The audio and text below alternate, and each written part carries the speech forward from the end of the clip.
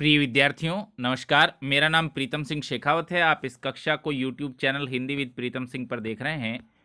RPSC द्वारा आयोजित वरिष्ठ अध्यापक और स्कूल व्याख्याता भर्ती परीक्षा के पाठ्यक्रम को हम तैयार कर रहे हैं। स्कूल व्याख्याता भर्ती परीक्षा में हिंदी विषय में साकेत नवम सर्ग व्याख्या के लिए रखा गया है।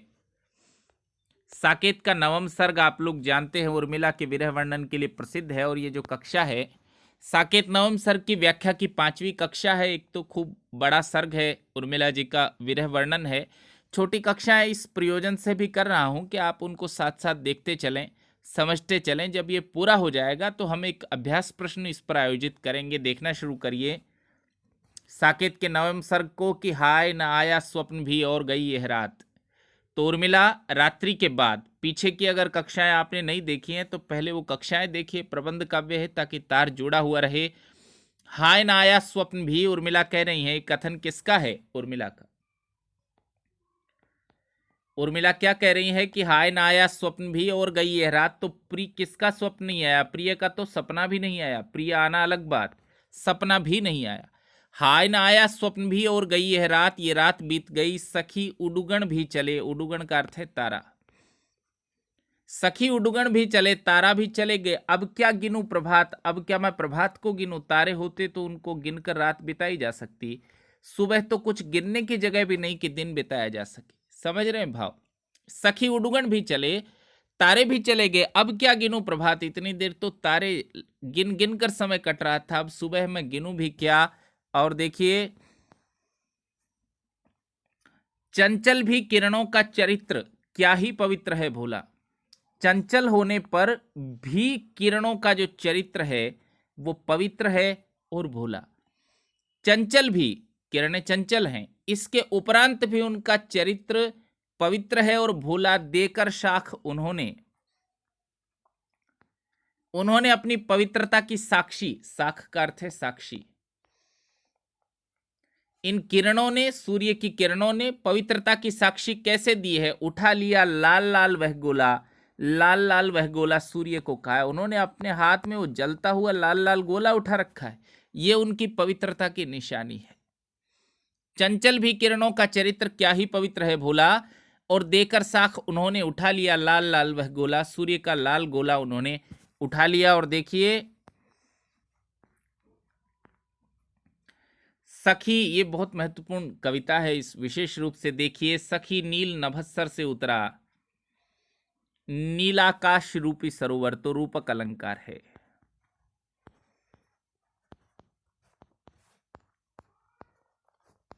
सर का अर्थ होता है सरोवर। सखी नील नभस्सर में उतरा, यह हंस आहा तरता तरता, ये हंस तैरता तैरता नीले सरोवर में उतरा है। हंस सूर्य का प्रतीक है। हंस कहा है सूर्य को। अब तारक मौक्तिक शेष नहीं, अब तारा रूपी मोती शेष नहीं बचे। तारक मौक्तिक का अर्थ है तारा मोती। तारा रूपी मोती निकला जिनको चरता चरता, जिनको चरते चरते आया है तारा रूपी मोतियों को सूर्य रूपी हंस चरते चरते आया है। लेकिन अब तारे शेष नहीं बचे, सारे तारों को उसने चर डाला। सुबह हो गई और अपने हिमबिंदु बचे तब भी, चलता उनको धरता धरता। अपने हिमबिंदु, हिमबिंदु का अर्थ है ओस की बूंदे, ओस की बूंदे बची हुई हैं। चलता उनको धरता धरता, उनको भी खाते खाते जा रहा है। ओस की बूंदे भी हंस रूपी सूर्य के आ जाने से धीरे धीरे नष्ट हो रही हैं। और गड़ जाए न कंटक भूतल के, कंटक का अर्थ है कांटे। गड़ जाए न कंटक भूतल के, भूतल का अर्थ है धरती। धरती पर बिछे हुए कांटे कहीं इसको गड़ न जाए हैं। कर डाल रहा डरता डरता, कर का अर्थ है हाथ। अपने हाथ कैसे होंगे उसके हाथ? किरण रूपी हाथ, किरण रूपी हाथ। कर डाल रहा डरता डरता, तो डरते हुए धीरे धीरे हाथ डाल रहा है। डर का कारण क्या? गड़ जाए न कंटक भूतल के, धरती के कांटे कहीं उसको गड़ ना जाए। तो दोबारा देखिए इस पूरे छंद को विशेष रूप से कि नील नभस्सर से उतरा यह हंस आहा तरता तरता, नीलाकाश रूपी सरोवर से यह हंस तैरते तैरते उतरा। अब तारक मौक्तिक शेष नहीं, अब तारा रूपी मोती शेष नहीं है, निकला जिनको चरता चरता, सूर्य रूपी हंस ने तारा रूपी मोतियों को चर डाला, अपने हिम बिंदु बचे तब भी, ओस की बूंदे अभी बची हुई हैं, चलता उनको धरता धरता, उनको भी खाते हुए चल रहा है। देखिए हंस पर सूर्य का अभेद आरोप,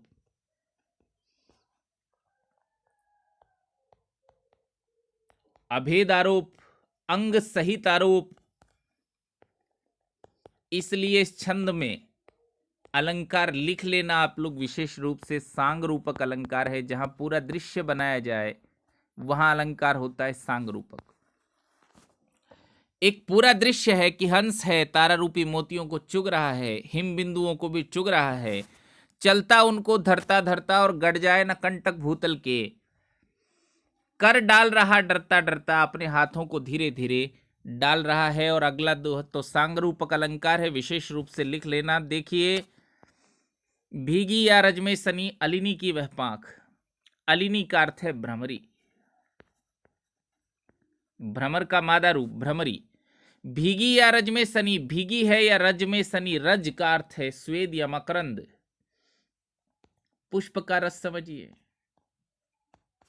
स्वेद समझिए, मकरंद समझिए। भीगी या रज में सनी अलिनी की वह यह पांख, भ्रमरी की यह पांख भीगी है या रज में सनी, अली खुली किंवा लगी, हे सखी, आली का अर्थ है सखी, खुली किंवा लगी, खुली है अथवा लगी है, किंवा का अर्थ है अथवा, या खुली या लगी, खुली या बंद हुई, नलिनी की वह आंख, नलिनी का अर्थ है कमलिनी, कमलिनी की वो आंख खुली है या बंद हुई है। नलिन का अर्थ होता है कमल, तो नलिनी का अर्थ है कमलिनी। भीगी या रज में सनी अलिनी की वह पांख, वो भीगी है या पुष्प के रस में सनी है भंवरी की ये पांख। और आली खुली किंवा लगी है, सखी खुली है या बंद हुई है नलिनी की वह आंख। जब दो चीजों के बीच में संदेह हो, खुली है या बंद है, भीगी है या रज में सनी है, जब या का प्रयोग हो, किंवा कैद हो इत्यादि का प्रयोग हो, तो अलंकार होता है संदेह। परीक्षा में पूछा जाने जैसा अलंकार है, अलंकार है संदेह, लिख लेना। बो बोकर कुछ काटते, सो सोकर कुछ काल, कुछ समय तो कुछ बोकर काटते, खेती किसानी करके काटते, सो सोकर कुछ काल, कुछ समय में सोकर काटती हूं, ऐसा उर्मिला कह रहे हैं। रो रो कर हम ही मरे, रोते रोते हम मर रहे हैं, सो सोकर खो खो कर स्वरताल, सारे स्वरताल हमारे खो गए हैं। इन पंक्तियों का भाव क्या है? जैसे तैसे समय काट रही हैं, जैसे तैसे अवधि को बिता रही हैं। अगला देखिए, ओहो मरा यह वराक वसंत कैसा, वराक का अर्थ है दयनीय, बेचारा। ग्रीष्म ऋतु के आने पर वसंत ऋतु मर रही है। देखिए अगर ऐसा पूछा जाए कि साकेत के नवम सर्ग में ऋतु वर्णन है, वियोग वर्णन में ऋतु वर्णन की परंपरा का पालन है, तो ठीक कथन होगा, ठीक कथन होगा। क्रम क्रम से 12 महीनों का वर्णन वियोग में 12 मासा कहलाता है। वियोग में ऋतु वर्णन संस्कृत कवियों से चली आती हुई परंपरा है, तो मैथिली शरण गुप्त जी ने उसका पालन किया है। देखिए, ओहो मरा यह वराक वसंत कैसा, ये बेचारा बसंत कैसा मर गया। ऊंचा गला रुंध गया अब अंत जैसा, उसका गला रुंध गया,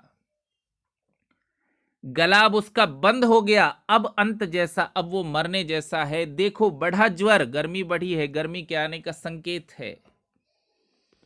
वसंत की समाप्ति, गर्मी आ रही है। जरा जड़ता जगी है, और जड़ता उसकी जाग रही है, बुढ़ापा उसका जाग रहा है। धीरे धीरे वसंत समाप्त हो रहा है। लो ऊर्ध्व सांस उसकी चलने लगी है। ऊर्ध्व सांस का अर्थ है मरते हुए आदमी द्वारा ली गई गहरी सांसें, ऊर्ध्व सांस। लो ऊर्ध्व सांस उसकी चलने लगी है, वसंत जो है वो मरने लगा है। प्रसंगवश बता दे रहा हूं, अलंकार क्या है? मानवीकरण। अलंकार है मानवीकरण। वसंत का मरना जैसे मनुष्य का मरना, जड़ वस्तु पर चेतन क्रिया का आरोप, अलंकार होता है मानवीकरण। और अंग्रेजी से हिंदी में आया है यह अलंकार। अंग्रेजी में स्वच्छंदतावादी कवियों ने बहुत इस्तेमाल किया मानवीकरण का, और हिंदी में बहुत प्रचलन में आया। ये देखिए, तपोयोगी आओ तुम ही सब खेतों के सार। तपोयोगी किसको कहा है? गर्मी को, लिख लेना। तपोयोगी कहा है गर्मी को, वसंत की समाप्ति हो रही है और गर्मी आ रही है, तो उर्मिला क्या कह रही है, तपोयोगी आओ तुम ही सब खेतों के सार, तुम सारे खेतों के सार रूप हो। गर्मी होगी तो आप लोग जानते हैं वर्षा ठीक होगी, खेती की जा सकती है। कूड़ा करकट हो, जहां जहां कूड़ा और करकट हो, कचरा इत्यादि हो, खेतों में जमा हो, करो जलाकर क्षार, उसको जलाकर राख कर दो। वो कूड़ा करकट जो खेत को अनुपयोगी अनुपजाऊ बना सकता है, उसको जलाकर राख कर दो हे गर्मी। और देखिए अपनी सखी को कहा है क्या कि आया अपने द्वार तप, अपने द्वार पर तप आया है, गर्मी आई है और तू दे रही किवाड़, और तू दरवाजे बंद कर रही है। अपनी सखी को कहा है क्या कि आया अपने द्वार तप, अपने दरवाजे पर तप आया है और तू दे रही किवाड़, तू दरवाजे बंद कर रही है। सखी क्या मैं बैठूं विमुख, विमुख का अर्थ है मुंह फेर कर।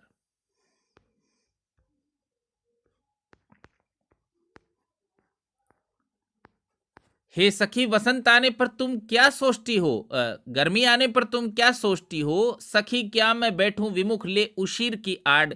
उशीर का अर्थ होता है खस, खस एक घास होता है, इत्र इत्यादि बनाए जाते हैं, शरबत इत्यादि बनाया जाता है, उसका पर्दा इत्यादि भी बनाया जाता है, खस ठंडा रखने के लिए। सखी क्या मैं बैठूं विमुख, ले उशीर की आड़, क्या खस की आड़ में मैं भीतर बैठी रहूं, तुम ऐसा चाहती हो। ठेल मुझको न अकेली, मुझ अकेली को धक्का मत दे। कहां जाने के लिए, देखिए गर्मी आई है तो उर्मिला जी रानी है, तो उनको गर्मी से बचाने का खास इंतजाम है, तहखाने इत्यादि हैं, उनमें गर्मी में वो समय बिताते हैं, पर अब उनका जाने का मन नहीं। ठेल मुझको न अकेली, मुझ अकेली को मत भेज, कहां अंध अवनी गर्भ गेह। अंध अवनी, अवनी का अर्थ है धरती, अंध का अर्थ है अंधेरा, गर्भ गेह, गर्भ गेह का अर्थ है हम जिसको कहते हैं ना धरती के नीचे की जगह, तल घर भी कहते हैं उसको। अंग्रेजी शब्द थोड़ा ज्यादा चलन में है, अंडरग्राउंड, जो भूमि से नीचे बनाया हुआ भवन हो। ठेल मुझको न अकेली, अंध अवनी गर्भगृह में आली है सखी, मुझे अकेले उस गर्भगृह में मत भेज, अकेले उस तलघर में मत भेज, अकेले उस अंडरग्राउंड में मत भेज। आज कहाँ है, क्योंकि वो वहां क्या नहीं है, हिमांशु मुख की, चंद्रमुख की, चंद्रमुख की। और चंद्रमुख किसका, लक्ष्मण का। लक्ष्मण यदि साथ होते तो गर्मियों को तहखानों में बिताया जा सकता है, ऐसा कह रहे हैं। ठेल मुझको न अकेली, अंध अवनी गर्भगृह में आली, वो जो तहखाना है उसमें अकेले मुझे न भेज, आज कहाँ है उसमें हिमांशु मुख की अपूर्व उजियाली, क्योंकि वहां लक्ष्मण का मुख दिखने को नहीं मिलता, गहरा अंधेरा है उन तहखानों में। गर्मी से बचने के लिए जो तहखाना ठंडा होता है गर्मी में, तो हर गर्मियों में वो जाती है, पर अब उस गर्मी में नहीं जा सकती, क्योंकि आज कहाँ है उसमें हिमांशु मुख की अपूर्व उजियाली, क्योंकि लक्ष्मण वहां नहीं है, तो तहखाने में गर्मी बिताने की कोई प्रयोजन नहीं है। अब देखिए गर्मी का चित्रण कि आकाश जाल सब ओर तना, आकाश रूपी जाल, आकाश रूपी जाल तो आप जानते हैं कि रूपक अलंकार है। आकाश जाल सब ओर तना, रवि तंतु आए है आज बना, सूर्य मकड़ा बन गया है। तंतु आय का अर्थ वैसे तो जुलाहा भी होता है, पर यहां मकड़ा ज्यादा अच्छा। रवि तंतु आय है आज बना, सूर्य क्या बन गया है, मकड़ा जो जाला बुनता है, और आकाश क्या है, उस मकड़े का बुना हुआ जाला। आकाश जाल सब और तना, आकाश रूपी जाल सब और तन गया है, रवि तंतु आए है आज बना, रवि रूपी मकड़ा आज बन गया है। करता है पद प्रहार वही, वही अपने पांव से मारता है। पहले जाल बुन लिया है, फिर हमको फंसाकर पांव से मारना।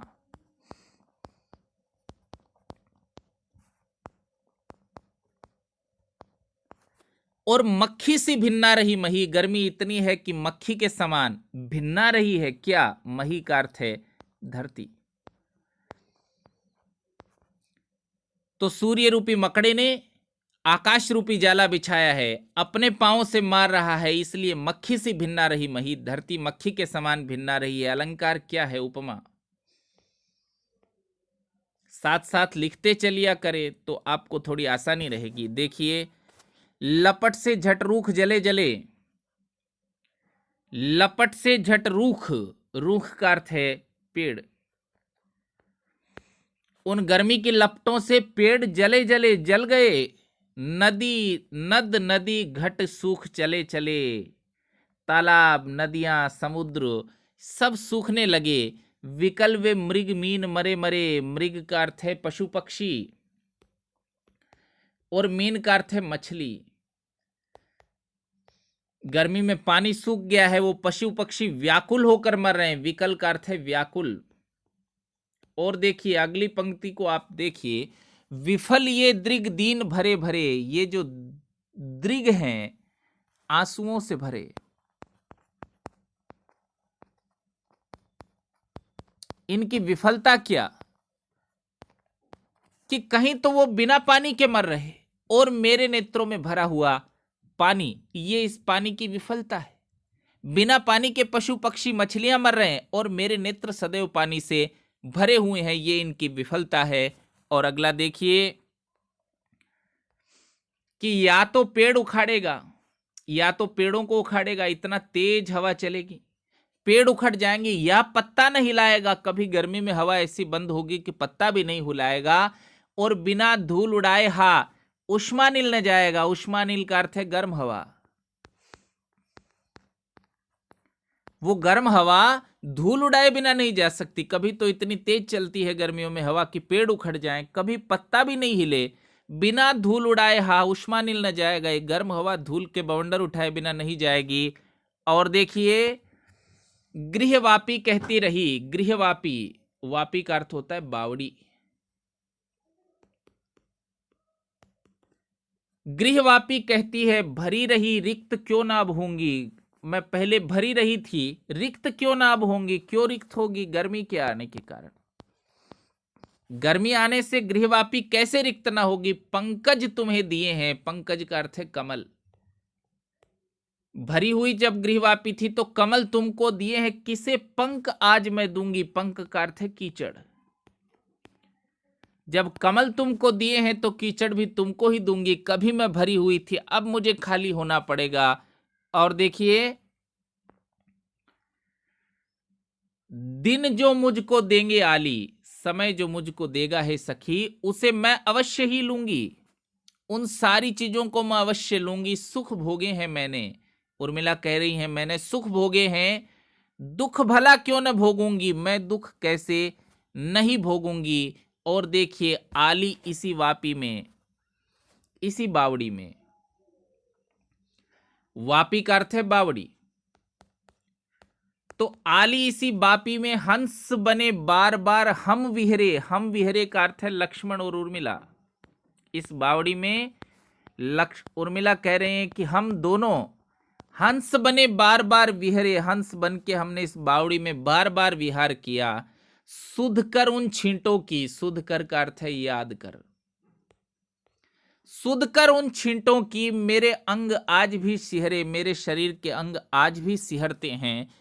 इस बावड़ी में इतना स्नान किया है। आली इसी वापी में हंस बने बार बार हम विहरे, कि हम दोनों इस बावड़ी में हंस बनकर तैरते थे।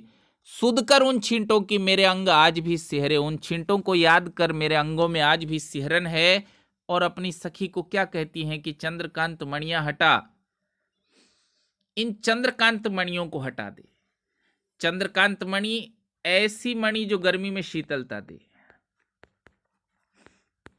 ऐसी मणि जो शीतलता दे।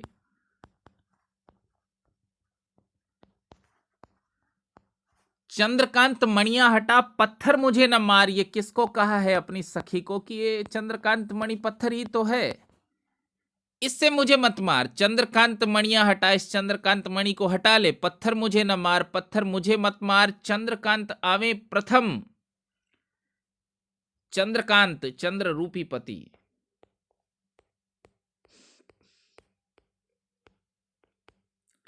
चंद्रकांत आवे प्रथम, प्रथम का अर्थ है पहले। जो सबके श्रृंगार, जो सबके लिए श्रृंगार हैं, मेरे चंद्र रूपी पति जब लौट आएंगे तब चंद्रकांत मणियां इत्यादि पहनी जा सकती। चंद्रकांत मणियां हटा, पत्थर मुझे न मार। कि अभी चंद्रकांत मणियों का क्या करेंगे, इनको हटाओ, ये पत्थर हैं। चंद्रकांत आवे प्रथम, चंद्रकांत रूपी पति आवे, जो सबके श्रृंगार, जो सबके श्रृंगार हैं। और अगला देखिए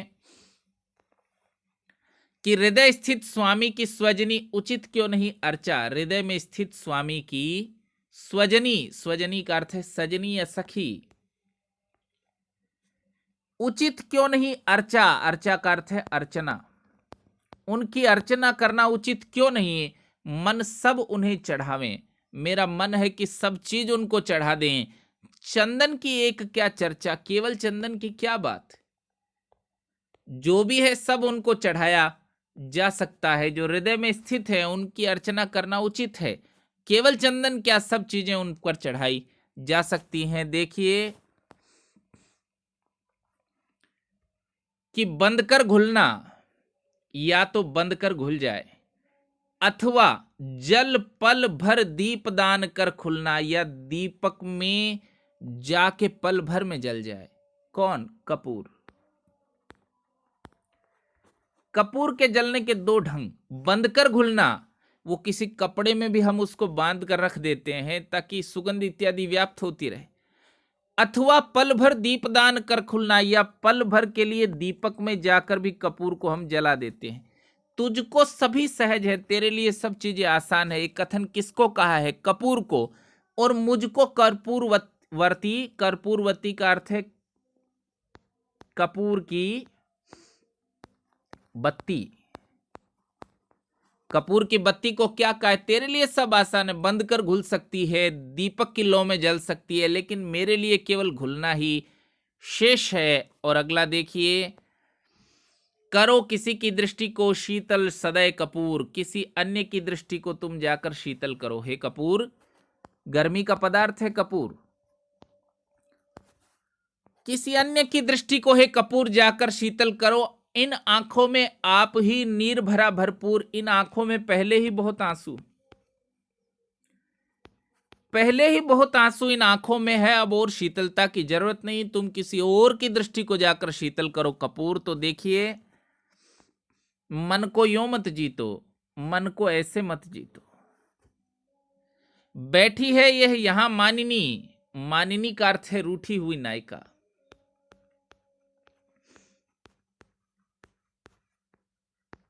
वियोग श्रृंगार के चार भेद, पूर्व राग, मान, प्रवास और करुण। संयोग से पहले की स्थिति है पूर्व राग, नायक नायिका में से किसी का एक रूठ जाना है मान, किसी का एक बाहर चले जाना है प्रवास, और किसी की मृत्यु इत्यादि पर दूसरे का विलाप है करुण। तो बैठी है यहां मानिनी, यहां रूठी हुई नायिका बैठी है, सुध लो इसकी भी तो, इसकी भी तो कभी सुध लो, इसको भी तो कभी याद करो। किसने कहा है? उर्मिला ने कहा है। और किसको कहा है? लक्ष्मण जी को कहा है कि मन को यूं मत जीतो, मन को ऐसे मत जीतो। बैठी है ये यहां मानिनी, ये रूठी हुई नायिका यहां बैठी है, सुध लो इसकी भी तो, इसको भी सुध लो, इसकी भी याद करो। और इतना तपने तपो तुम प्यारे, इतनी तपस्या तुम मत करो। जले आग सी जिसके मारे, जिसके चारों, जिसके कारण चारों ओर आग फैल जाए, चारों ओर उसमें फैल जाए। किसको कहा है? लक्ष्मण को कहा है। और अलंकार क्या है? उपमा। इतना तपने तपो तुम प्यारे, जले आग सी जिसके मारे, देखो ग्रीष्म भीष्म तनुधारे। भीष्म का अर्थ है भयंकर। ऋतु वर्णन की पुरानी परंपरा का पालन किया है मैथिली शरण गुप्त ने। देखो ग्रीष्म भीष्म तनुधारे, गर्मी ने कैसा भयानक शरीर धारण कर लिया। जन को भी मन चीतो, मन चीतो का अर्थ है मन की इच्छा।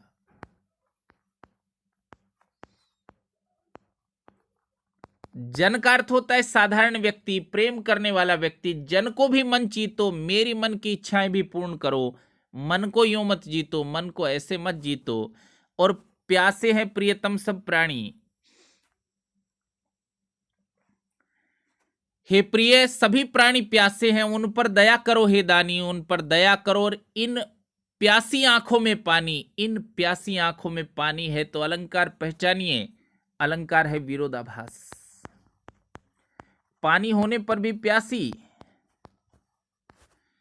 इन प्यासी आंखों में पानी और मानस कभी न रीतो, मन रूपी सरोवर कभी मत खाली होना।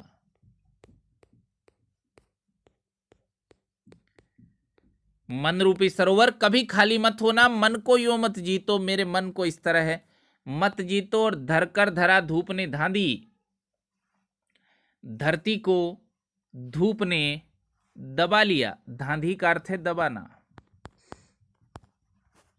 धूल उड़ाती है ये आंधी, आंधियां धूल उड़ा रही हैं, प्रलय आज किस पर कटी बांधी। हे प्रलय, किसके लिए आज तुमने कमर बांधी है। कमर बांधना एक मुहावरा जिसका अर्थ है तैयार होना। हे प्रलय, हे मृत्यु, आज किस पर कटी बांधी, किसके मरने का दिन आया। जड़ न बनो दिन बीतो, और अब दिन को कहा है कि जड़ न बनो, निर्जीव मत बनो हे दिन। किसको कहा है, दिन को बीतो व्यतीत हुओ, कुछ तो आगे खिसको। मन को यूं मत जीतो, मन को इस तरह है मत जीतो। और अगला छंद देखिए कि मेरी चिंता छोड़ो, मग्न रहो नाथ आत्मचिंतन में। हे नाथ, तुम आत्मचिंतन में मग्न रहो, मेरी चिंताओं को छोड़ो। बैठी हूं मैं फिर भी, मैं तो फिर भी कहां बैठी हूं, इस नृप निकेतन में। नृप निकेतन का अर्थ है राजमहल, तुम तो वन में हो। तो मेरी चिंता छोड़ो, आत्मचिंतन में लीन हो जाओ वन में जाकर, क्योंकि मैं तो फिर भी राजमहल में हूं, तुमको वन में बहुत कष्ट हो रहा होगा, ऐसा उर्मिला कहती हैं। और अगला छंद देखिए कि नयन नीर पर ही सखी, नेत्रों के नीर पर ही है सखी, करती थी तू खेद, बहुत खेद प्रकट करती थी। उर्मिला जब रोती है तो उसकी सखी बहुत दुख प्रकट करती है। और टपक रहा है देख अब रोम रोम से स्वेद, अब तो हर रोम से पसीना टपक रहा है। तू तो केवल आंखों के बरसने पर ही दुखी होती थी, देख पानी है जो हर रोम से बह रहा है। ठहर हरी इस हृदय में लगी विरह की आग। सखी को कहा है कि हे सखी ठहरो, क्योंकि इस हृदय में विरह की आग लगी है। तालवृंत से, तालवृंत का अर्थ है ताल का पत्ता। गर्मियों में जो सखी ताल के पत्ते से हवा डाल रही है, ताल पत्र से जो हवा डाल रही है, उसको कहा है हृदय में विरह की आग लगी है। ठहर अरी इस हृदय में लगी विरह की आग, मेरे भीतर विरह की आग जल रही है। और ताल वृंत से और भी धधक उठेगी जाग, आग जो विरह की जल रही है और ज्यादा जलने लगेगी, इसलिए हवा मत डाल, हवा मत डाल, क्योंकि भीतर विरह की आग जल रही है, आग जल रही है और तेरे हवा डालने से और धधकने लगेगी। और अगला देखिए छंद, प्रियतम के गौरव ने, प्रिय के गौरव ने लघुता दी है मुझे, रहे दिन भारी मुझे छोटापन दिया है। प्रिय इतने बड़े हैं कि मैं अपने आप छोटी हो गई। रहे दिन भारी, मेरे लिए दिन काटने भारी हो रहे हैं। सखी इस कटुता में भी, इस कड़वाहट में भी, मधुस्मृति की मिठास मैं बलिहारी। इतना कटु दिन है, 14 वर्ष का समय बिताना, इस कटुता में भी मधुस्मृति की मिठास, मीठी स्मृतियों की मिठास, मीठी स्मृतियों की मिठास।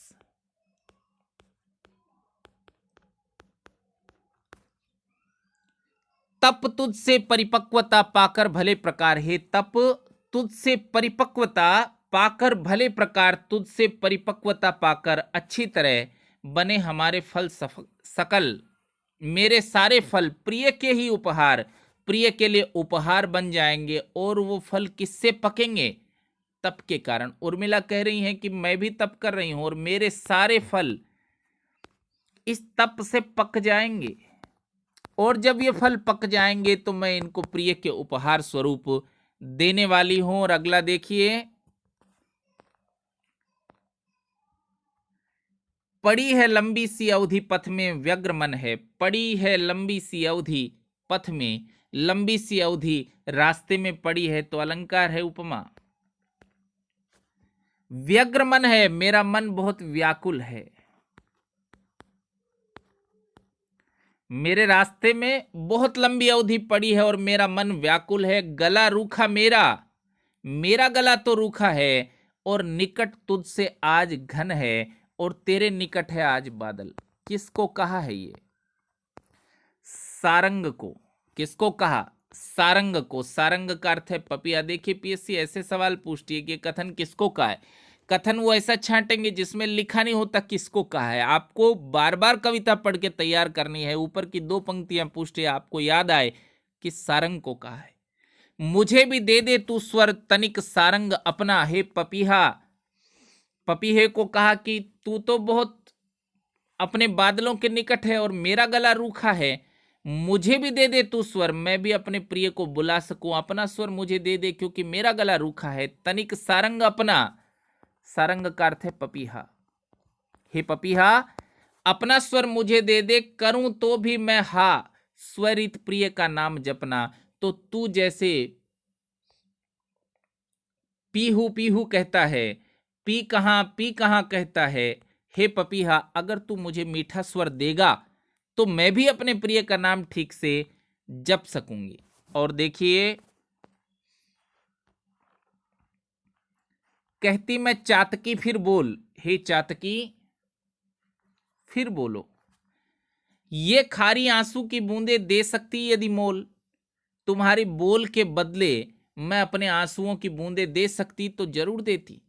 कहती मैं चातकी फिर बोल, हे चातकी फिर बोल। ये खारी आंसू की बूंदे दे सकती यदि मोल। यदि मैं तुमको आंसू की बूंदे दे सकती तो देती। कर सकते क्या मोती भी उन बोलों की तोल, लेकिन उन बोलों की बराबरी तुम मोती भी नहीं कर सकते। क्या मोती भी उन बोलों की तोल, इसका अर्थ है नहीं कर सकते। मोती उनकी बराबरी नहीं कर सकते तो मेरी आंसू की बूंदे क्या उनकी बराबरी करेंगी, ऐसा कह रही हैं उर्मिला। समझिए भाव को। फिर भी इस झाड़ी के झुरमुट में रस घोल, फिर भी इस झाड़ियों के झुरमुट में अपना रस घोल। मोती भी तेरे स्वर की बराबरी नहीं कर सकते, मेरे आंसू तो करेंगे क्या। फिर भी रस घोल की श्रुति पट लेकर पूर्व स्मृतियां खड़ी यहां। पट खोल, श्रुति पट मैं जब सुनती हूं तो पूर्व स्मृतियां यानी पुरानी यादें,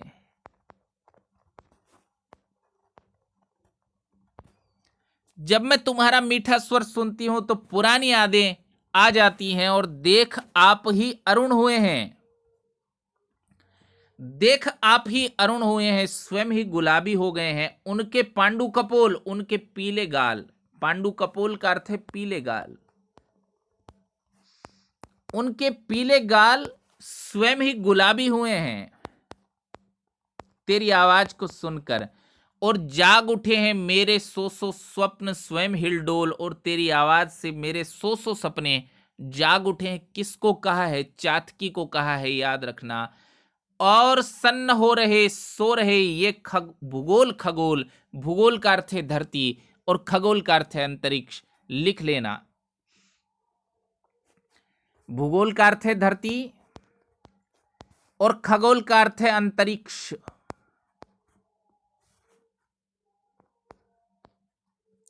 ठीक है, आकाश। न कर वेदना सुख से वंचित, मुझे वेदना रूपी सुख से वंचित मत कर। वेदना सुख, वेदना रूपी सुख तो रूपक अलंकार है भाई। न कर वेदना सुख से वंचित, बढ़ा हृदय हिंडोल।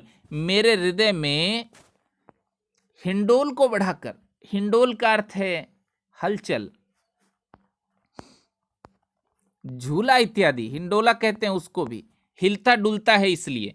जो तेरे सुर में सो मेरे उर में, जो तेरे सुर में है वो मेरे हृदय में है। क्या? कल कल्लोल। कल कल्लोल का अर्थ है उछल कूद या हलचल। जैसी हलचल तेरे स्वर में है वैसी ही हलचल मेरे हृदय में है। और किसको कहा है? चातकी को,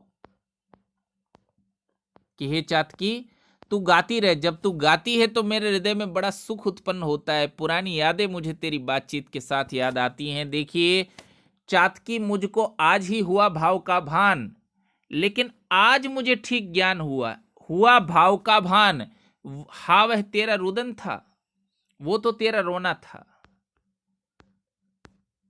और मैं समझी थी गान, मैंने जिसको गाना समझा है चातकी, असल में वो तेरा रोना था। देखिए पिछली पंक्तियों में वो कह रही हैं तू बहुत मीठा गाती, अगली ही पंक्तियों में उन्होंने कहा कि मैं जिसे गाना समझती थी असल में वो तेरा रोना है। तो गुप्ता जी क्या स्थापित कर रहे हैं? वियोग की स्थिति में उनका संतुलन ठीक नहीं है। कभी कुछ बात वो कह रही हैं कि धूम उठे हैं शून्य में, उमड़ घुमड़ घनघोर, और अब गर्मियां खत्म हो रही हैं, बारिश आ रही है, घूम उठे हैं शून्य में। शून्य का अर्थ है आकाश। घनघोर का अर्थ है घने बादल। अब देखिए गर्मियां खत्म हो रही हैं, घने बादल आ रहे हैं। ये किसके उच्छ्वास से यानी गहरी सांसों से, दुख में सांसें। ये किसके उच्छ्वास से छाए हैं सब, और ये घने काले बादल किसके उच्छ्वास से चारों ओर छा गए हैं? तो ग्रीष्म ऋतु समाप्त होकर वर्षा ऋतु की उन्होंने भूमिका बनाई है। अभी इतनी ही बात करेंगे। आप लोगों को बहुत धन्यवाद।